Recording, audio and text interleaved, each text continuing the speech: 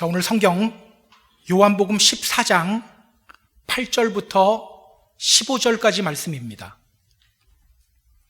요한복음 14장 8절부터 15절까지 말씀. 자, 요한복음 14장 8절부터 15절 우리 같이 한 목소리로 읽습니다. 빌립이 이르되 주여 아버지를 우리에게 보여주옵소서. 그리하면 족하겠나이다.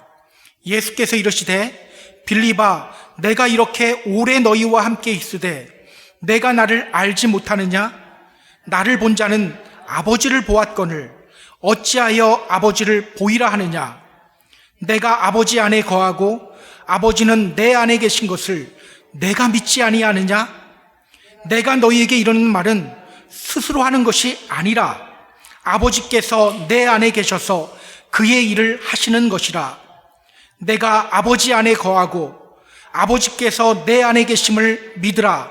그렇지 못하겠거든 행하는 그 일로 말미암아 나를 믿으라.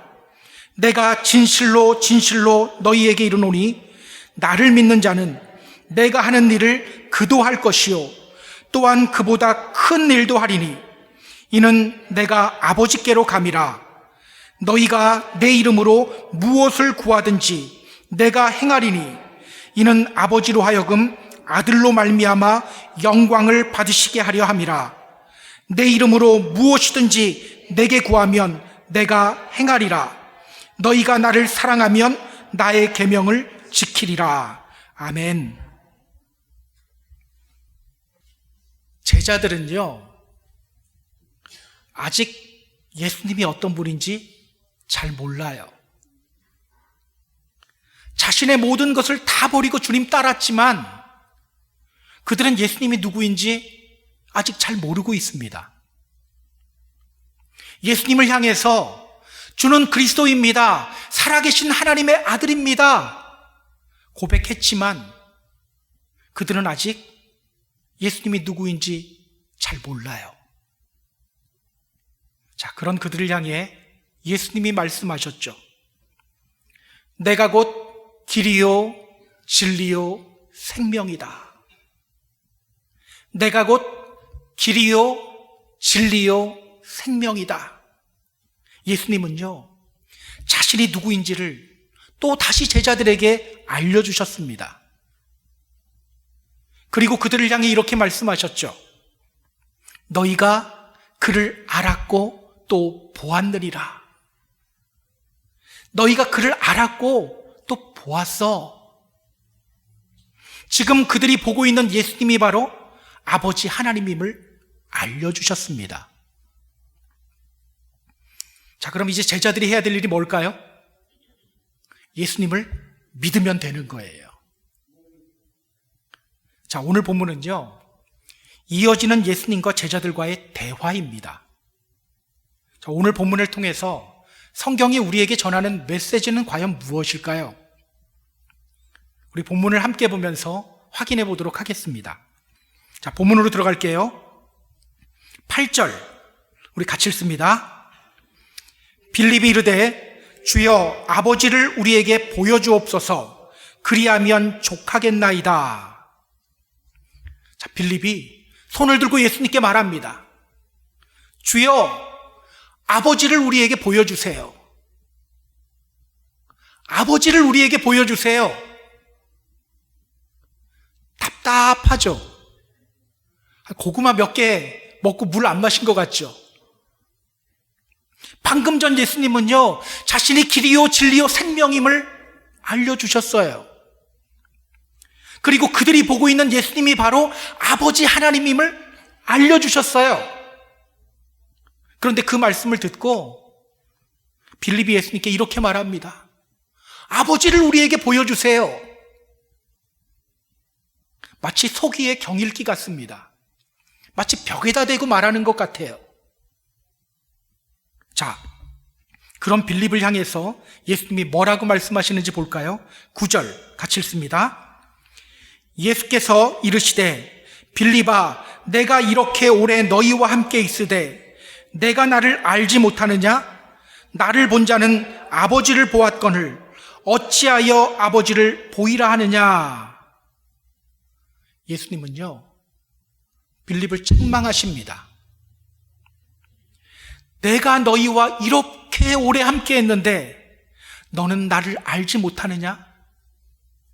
나를 본 자는 아버지를 보는 거라고 말했는데 너가 어찌하여 아버지를 보여달라고 하느냐? 여러분, 예수님의 답답한 마음이 느껴지세요? 우리도 답답한데 우리 예수님은 얼마나 답답했을까요? 그런데요, 오늘날에도 이런 경우가 있어요. 교회 오랫동안 다녔지만 예수님이 어떤 분인지 잘 모르는 경우가 많아요. 빌립이 바로 그런 경우입니다. 예수님은요, 그런 빌립을 책망하신 거예요. 자, 예수님이 이어서 빌립에게 뭐라고 말씀하시는지 볼까요? 10절 같이 읽습니다. 내가 아버지 안에 거하고 아버지는 내 안에 계신 것을 내가 믿지 아니하느냐? 내가 너희에게 이르는 말은 스스로 하는 것이 아니라 아버지께서 내 안에 계셔서 그의 일을 하시는 것이라. 자, 예수님은요, 빌립이 아직 예수님을 믿지 않는다고 말씀하셔요. 그러면서 이렇게 말씀하시죠. 내가 너희에게 하는 말은 나 스스로 하는 것이 아니야. 아버지께서 내 안에 계셔서 그의 일을 하시는 거야. 충격적인 말씀하시죠? 여러분, 이 말씀이 굉장히 충격적인 말씀이에요. 왜일까요? 왜 이 말씀이 충격적인 말씀일까요? 자, 사실 예수님이 예전에도요, 이 말씀을 하셨던 적이 있어요. 요한복음 5장에서 하셨습니다. 예수님이 베데스다에서 38년 된 병자를 고쳤을 때 유대인들은요, 그날이 안식일이라고 예수님을 공격했어요. 그때 예수님이 그들을 향해 이렇게 말씀하셨습니다. 아들이 아버지께서 하시는 일을 보지 않고서는 아무것도 스스로 할 수 없어. 아버지께서 행하시는 그것을 아들도 그와 같이 행하는 거야. 똑같은 말씀이죠. 요한복음 12장에서도 하셨어요. 예수님을 거부하며 믿지 않는 사람들을 향해서 예수님이 이렇게 말씀하셨습니다. 내가 내 자의로 말하는 것이 아니요 나를 보내신 아버지께서 내가 말할 것과 이룰 것을 친히 명령하여 주셨다. 여러분, 이 말씀 예수님이 예전에 누구에게 하셨던 말씀이죠? 예수님을 거부하며 믿지 않는 사람들에게 예수님이 하셨던 말씀이에요. 그런데 아이러니하게도 지금 예수님이 그 말씀을 12제자 중 하나인 빌립에게 똑같이 하시는 거예요. 자, 11절도 보세요. 예수님이 빌립에게 이렇게 말씀하십니다. 같이 읽습니다.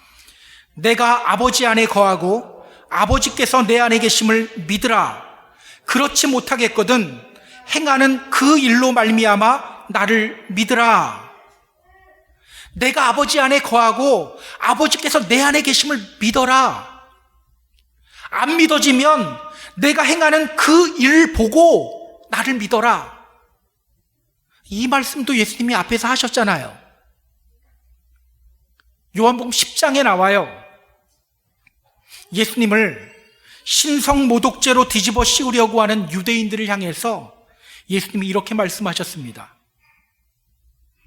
내가 행하거든 나를 믿지 아니할지라도 그 일은 믿으라.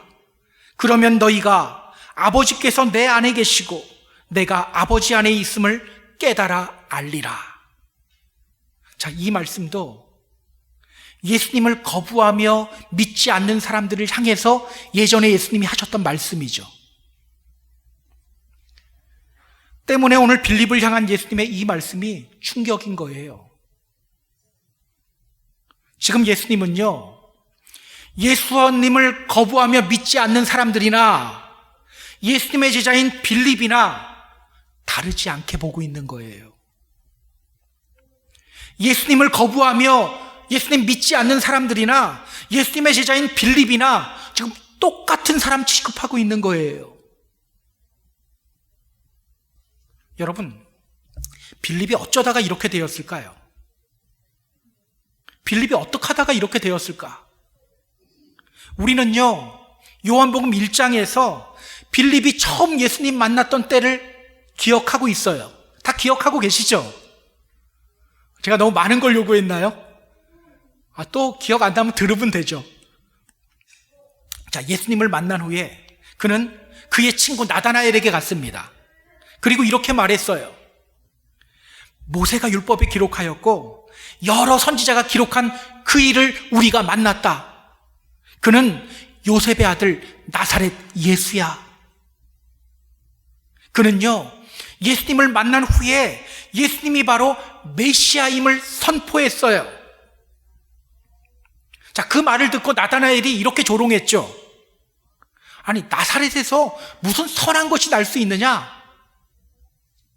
그러나 빌립은요, 나다나엘을 향해 이렇게 말했습니다. 와서 보라. 와서 메시아이신 예수님을 봐. 그렇게 예수님이 메시아임을 선포하며 와서 메시아이신 예수님을 보라고 선포했던 빌립이 지금은 예수님을 거부하는 유대인들과 별 다를 것이 없는 사람으로 취급받고 있어요. 그가 어쩌다가 이렇게 되었을까? 왜 시간이 지난 후에 그의 믿음은 이렇게 불신앙 상태가 되어버렸을까요? 성경을 보면요, 우리는 그 이유를 알 수 있습니다. 빌립이 어떤 스타일의 사람이었는지가 드러났던 본문이 있어요. 사건이 있어요. 어딜까요? 요한복음 6장에 나오는 오병이어의 기적입니다. 생명의 떡이신 예수님이 배고픈 사람들에게 양식을 주려고 했어요. 예수님이 빌립에게 물었죠. 우리가 어디서 떡을 사서 이 사람들을 먹일 수 있을까? 그때 빌립이 이렇게 대답했습니다. 각 사람으로 조금씩 받게 할지라도 200데나리온의 떡이 부족합니다. 빌립은요, 머리가 똑똑하고 계산이 빠른 사람이었습니다. 늘 세상적인 기준으로 판단하던 사람이었어요. 저는요, 이러한 그의 삶의 태도가 그를 이렇게 만들었다고 생각합니다. 기억하세요. 너무 계산적인 태도는요, 우리 믿음 생활에 별로 도움이 되지 않아요. 여러분, 하나님의 계산법과 우리 인간의 계산법은 달라요. 우리는 1 더하기 1은 2예요. 그런데 우리 하나님은 이렇게 말씀하십니다. 씨앗 하나 심어봐. 30배, 60배, 100배의 결실을 맺는 법이야.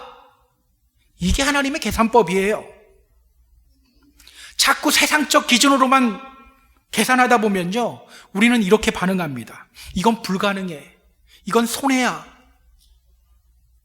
처음에 제가 목회 나갔을 때 서울 신림동에 있는 지하로에서 교회를 개척했었는데, 개척교회를 맡았었는데, 아무리 생각해봐도요, 교회가 망해야 돼요.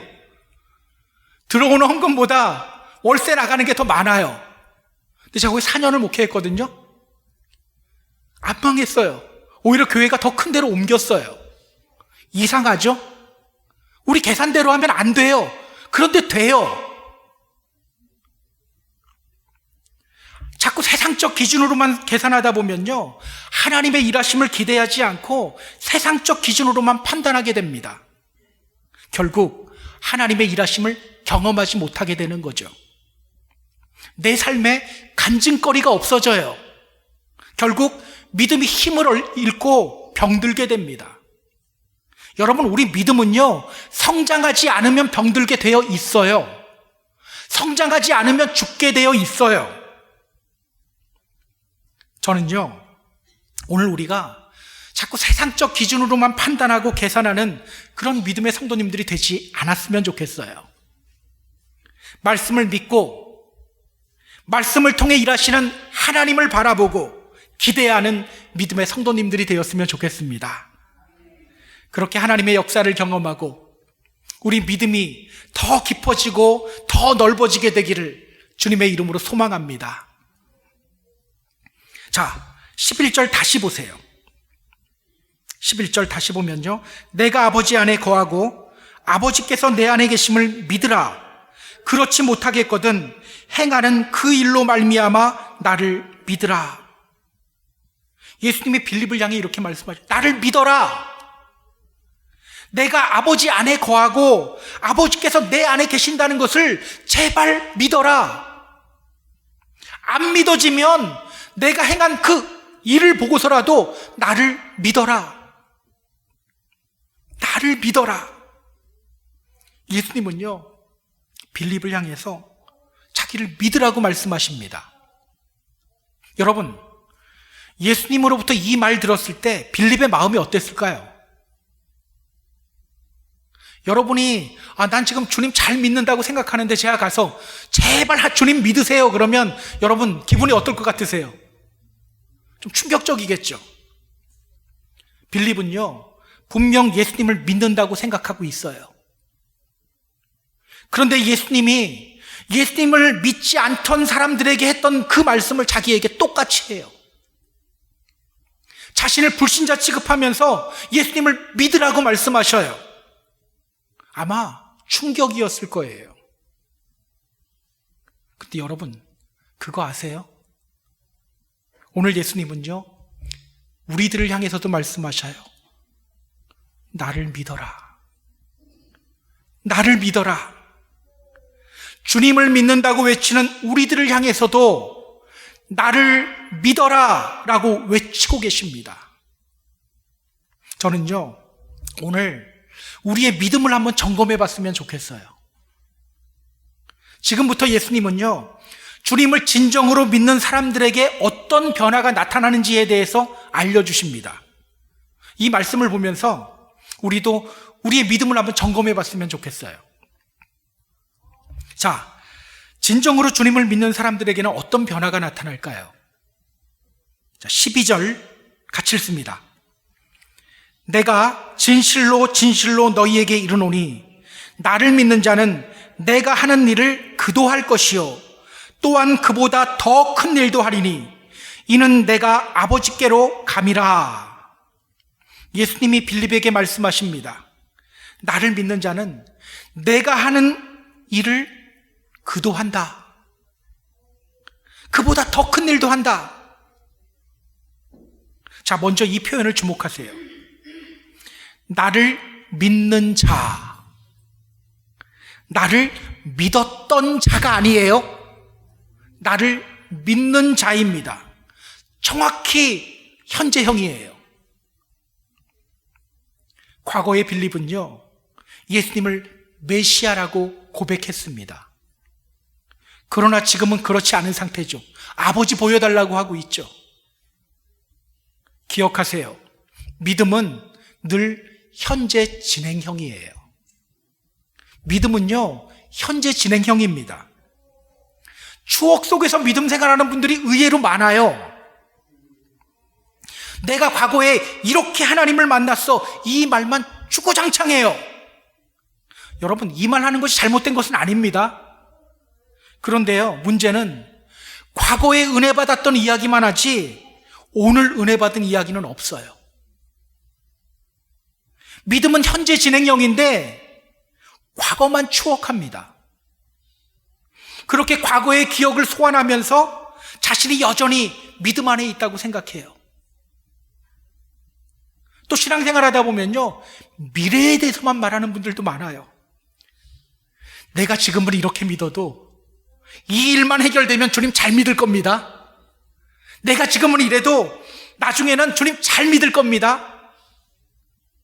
그렇게 결심하는 자기를 보며 자신이 믿음 안에 있다고 주장해요. 여러분, 그러면 안 됩니다. 현재 나의 상태를 봐야 돼요. 현재 내 믿음을 점검해야 합니다. 주님을 믿는 사람들에게 나타나는 변화가 있어요. 내가 그 변화를 경험하고 있는지를 점검해야 되는 거예요.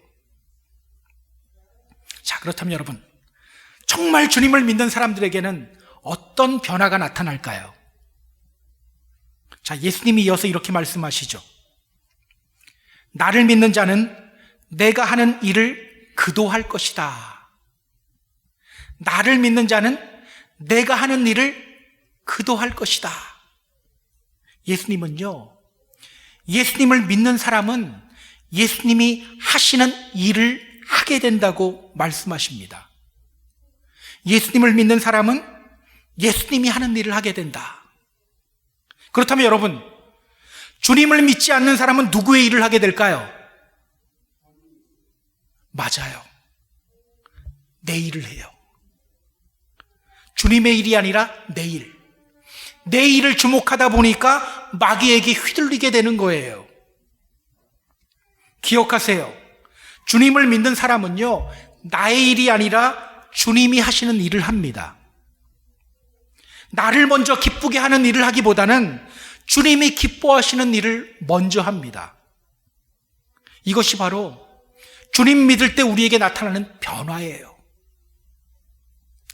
여러분, 오해하지 마세요. 주님의 이름으로 내가 원하는 일 하는 게 아닙니다. 내가 원하는 일 하면서 주님의 일이라고 포장하는 경우들 많습니다. 내가 원하는 일을 하면서 그것이 주님이 원하는 일이라고 착각하는 경우도 많아요. 내 욕심 죽이고 주님이 원하시는 일을 하는 것이 바로 주님 믿는 사람이에요. 여러분, 우리가 반드시 알아둬야 될 것이 있는데요. 믿음은요, 능력보다는 방향이에요. 능력보다는 방향입니다. 믿음은 분명 능력으로 나타납니다. 믿음으로 인해 우리는 고난을 이길 수 있고, 믿음으로 인해 우리는 환경을 뛰어넘어서 감사할 수 있어요. 그러나 여러분, 믿음의 능력을 경험하기 위해서는요, 능력에 먼저 초점 맞추면 안 돼요. 방향에 초점을 맞춰야 돼요. 방향. 자, 아브라함 보세요. 그는 믿음으로 가나안 땅을 향해 걸어갔습니다. 성경은 이렇게 말합니다. 믿음으로 아브라함은 부르심을 받았을 때 순종하여 장래의 유업으로 받을 땅에 나아갈새 갈 바를 알지 못하고 나아갔다. 그는요, 어디로 가야 될지도 알지 못했어요. 그냥 믿음으로 하나님의 인도하심 따라서 그냥 한 걸음 한 걸음 걸어가다 보니까 가나안 땅으로 온 거예요. 그랬던 그가 믿음이 흔들릴 때는 어디로 갔습니까? 애굽으로 갔죠. 애굽으로 갔다가 죄 지었어요. 여러분, 믿음이 능력입니까? 방향입니까? 방향이에요. 기억하세요. 믿음의 있고 없고의 차이는요, 삶의 방향 차이입니다. 내가 얼마나 큰 능력을 행하느냐, 내가 얼마나 큰 은사를 받았느냐, 이게 아니에요. 능력보다 중요한 것은요, 방향입니다. 내가 원하는 방향이 아닌 주님이 원하시는 방향으로 가는 사람이 바로 주님을 믿는 사람이에요. 자, 그렇다면 여러분, 주님의 일은 뭘까요? 주님이 하시는 일은 뭘까요? 예수님이 말씀하시잖아요. 나를 믿는 자는 내가 하는 일을 그도 한다. 주님이 하시는 일은 뭐죠? 자, 누가복음 19장을 보면요, 예수님이 자신이 이 땅에 오신 목적에 대해서 알려주십니다. 예수님이 삭개오의 집으로 들어갔어요. 사람들이 수군거립니다. 저 사람이 죄인의 집에 들어갔다. 그때 예수님이 이렇게 말씀하십니다. 인자에 온 것은 잃어버린 자를 찾아 구원하려 함이니라. 인자에 온 것은 잃어버린 자를 찾아 구원하기 위해서다. 여러분, 예수님이 이 땅에 오신 목적이 뭡니까? 잃어버린 자를 찾아 구원하기 위해서. 기억하세요. 주님의 일은요, 잃어버린 자들을 구원하는 거예요. 때문에 여러분, 주님을 진정으로 믿는 사람들은요, 잃어버린 자를 향한 주님의 마음을 품습니다. 잃어버린 어린 양 한 마리를 찾아 헤매시는 목자 되신 주님의 마음을 품습니다. 교회 안에서 안타깝지만 저희 교회는 아니에요, 이렇게 말하는 경우가 있어요. 저 사람은 교회 안에서 문제 일으키는 사람이니까 교회 나오지 못하게 해야 돼. 그러나 여러분, 주님을 믿는 사람은요, 그 사람을 향한 주님의 마음을 품는 거예요. 때문에 주님을 믿는 사람들은요, 안타까운 마음을 품고 그 사람을 위해 기도합니다. 저는 우리가 주님을 믿으며 주님의 마음을 품는 믿음의 성도님들이 되었으면 좋겠어요. 여러분, 이 지역에 주님을 떠난 채 살아가고 있는 사람들이 얼마나 많습니까? 나는 주님 믿어라고 말하지만 실제로는 주님 믿지 않는 사람들이 얼마나 많습니까? 그들을 향한 주님의 마음을 품고 그들을 위해 기도하는 저와 여러분이 되었으면 좋겠어요. 자, 그런데 여러분, 오늘 예수님은요, 이어서 이상한 말씀을 하셔요. 12절 중간 뒷부분을 보세요. 예수님이 이어서 이렇게 말씀하시죠. 또한 그보다 큰 일도 한다. 또한 그보다 큰 일도 한다.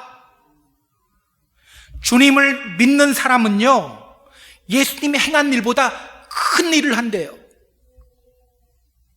주님을 믿는 사람은 예수님이 행한 일보다 더 큰 일을 한대요. 여러분, 이 말씀이 무슨 뜻일까요?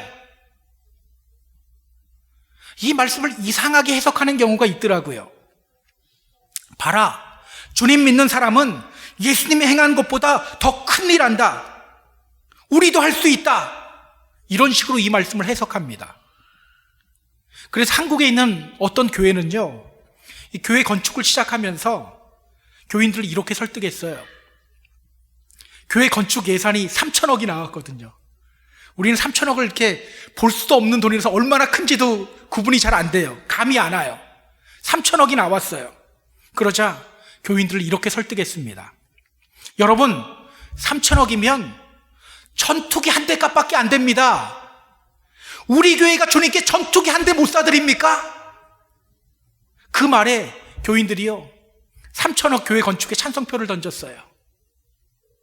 여러분, 왜 이런 현상이 나타나는지 아세요? 믿음을 능력에만 초점 맞추기 때문이에요. 다시 말씀드립니다. 믿음은 능력이 아닌 방향에 먼저 초점 맞춰야 돼요. 내가 무엇을 행하느냐보다 내가 어디를 향하고 있느냐, 여기에 초점 맞춰야 돼요. 자, 그렇다면 여러분, 예수님을 믿는 사람들이 행하게 될 예수님보다 더 큰 일, 이게 뭘까요? 예수님을 믿는 사람들이 행하게 될 예수님이 행한 것보다 더 큰 일, 이게 뭘까? 자, 예수님이 이 땅에 오신 목적이 뭐라고요? 예, 잃어버린 사람들을 찾아 구원하기 위함이죠. 바로 그 일이에요. 실제로 제자들은요, 예수님보다 큰 일을 했어요. 예수님은 12제자 남기고 돌아가셨죠. 베드로가 복음 전할 때 3,000명이 회개하는 역사가 일어났어요. 조금 더 가면 5,000명이 예수님을 믿게 되는 역사가 일어났어요. 예수님이 말씀 전했을 때는 사람들이 막 갔거든요. 이 말 어렵다, 어떻게 들을 수 있느냐 하면서 예수님 떠나갔는데, 베드로를 통해서는요, 이런 역사가 일어났어요. 바울이 복음 전할 때 에베소 도시를 비롯해서 그 지역, 인근 지역까지 다 변화되는 역사가 바울을 통해서 일어났어요. 바로 이러한 일들이 예수님을 믿는 사람들을 통해서 일어나게 된다는 말입니다. 여러분, 예수님이 제자들로 하여금 이 일을 행하시게 하는 이유가 뭘까요? 예수님이 제자들로 하여금 이런 일을 행하시게 하는 이유가 뭘까? 자, 12절 마지막 부분 보세요. 예수님이 그 이유에 대해서 말씀해 주십니다. 이는 내가 아버지께로 감이라. 이는 내가 아버지께로 감이라. 주님이 더 이상 이 세상에 계시지 않기 때문에 제자들로 하여금 더 큰 일을 하게 하시는 거예요. 자, 잠시 요한복음 4장 37절, 38절 보세요. 요한복음 4장 37절, 38절. 예수님이 이렇게 말씀하셨습니다. 그런즉 한 사람이 심고 다른 사람이 거둔다 하는 말이 옳도다. 내가 너희로 노력하지 아니한 것을 거두러 보내었노니 다른 사람들은 노력하였고 너희는 그들이 노력한 것에 참여하였느니라. 제자들로 하여금 예수님이 뿌려놓은 씨앗들 거두게 하기 위함이에요. 때문에 여러분, 사실 제자들이 예수님보다 더 큰 일을 하는 게 아니고요, 제자들은 예수님이 뿌려놓은 씨앗들 걷는 거예요. 또 예수님 자신이 친히 행하시는 일을 제자들이 동참하는 것 뿐이에요. 마가복음 16장을 보면요, 제자들이 나가서 전도하는 장면이 나옵니다. 마가복음 16장 20절 이렇게 말합니다. 제자들이 나가 두루 전파할세 주께서 함께 역사하사. 제자들이 나가 두루 전파할세 주께서 함께 역사하사. 제자들이 전도하는데 누가 역사합니까? 주님이 함께 역사해요. 주님이. 때문에 여러분, 주님을 믿는 사람들은요, 주님보다 더 큰 일을 하는 것이 아니라, 더 정확히 말하면 주님이 행하시는 그 일을 하는 거예요. 그것을 주님은 내가 한 일보다 더 큰 일을 한다라고 말씀해 주시는 거예요. 자, 그럼 우리 13절, 14절 같이 읽습니다. 너희가 내 이름으로 무엇을 구하든지 내가 행하리니 이는 아버지로 하여금 아들로 말미암아 영광을 받으시게 하려 함이라. 내 이름으로 무엇이든지 내게 구하면 내가 행하리라. 주님을 믿는 사람은 주님의 일을 하게 되고 주님보다 더 큰 일을 하게 된다고 말씀하신 이후에 예수님이 이어서 이렇게 말씀하셔요. 너희가 내 이름으로 무엇을 구하든지 내가 행하겠다. 내가 행하겠다. 누가 행한다고요? 예, 제자들이 행하는 것이 아니죠. 예수님이 행하는 거예요. 때문에 우리는요, 주님이 원하시는 길을 걸어갈 때 주님의 역사를 경험할 수밖에 없는 거예요. 왜? 주님이 일하시니까.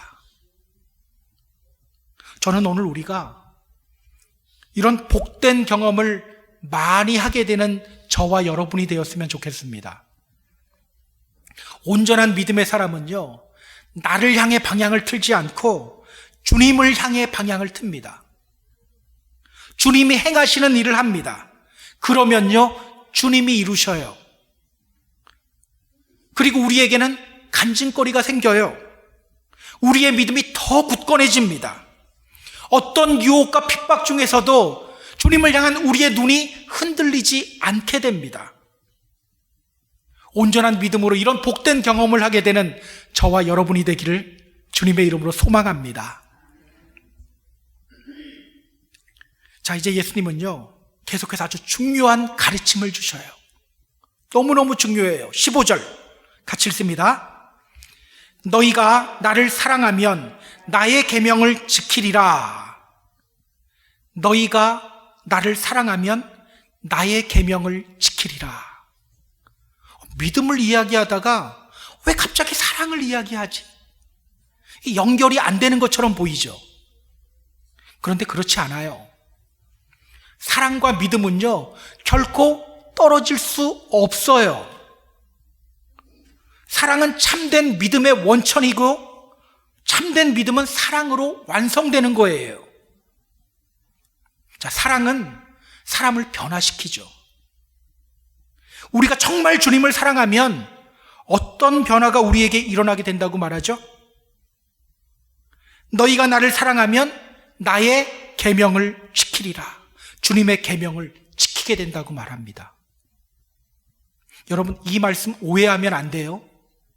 우리가 정말로 주님을 사랑하면 하나님이 나에게 주신 율법들 다 지킬 수 있게 된다, 이런 뜻 아닙니다. 여러분, 성경은요, 우리가 율법 다 지킬 수 없다고 말해요. 야고보서 2장 10절 이렇게 말하죠. 누구든지 온 율법을 지키다가 하나를 범하면 모두 범한 자가 된다.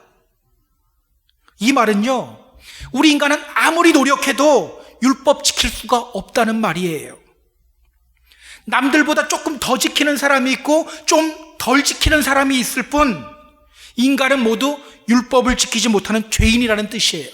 근데 자꾸 우리는 인간을 바라보면서 자, 사랑하면 율법 지킬 수 있어라고 말하는 게 잘못된 거예요.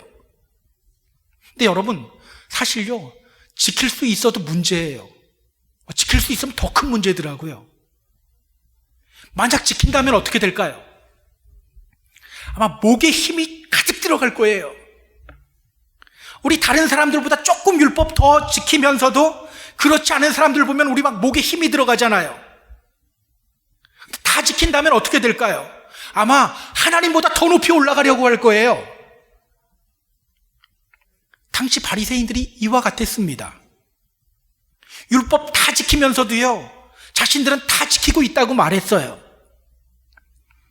그러다 보니까 자꾸 다른 사람들 업신여겼죠. 누가복음 18장에 나옵니다. 세리 옆에서 기도하던 바리새인이요, 이렇게 기도해요. 하나님, 저는 이 세리와 같지 않습니다. 여러분, 자기 기도만 하면 되지 왜 옆에 있는 세리를 걸고 넘어집니까?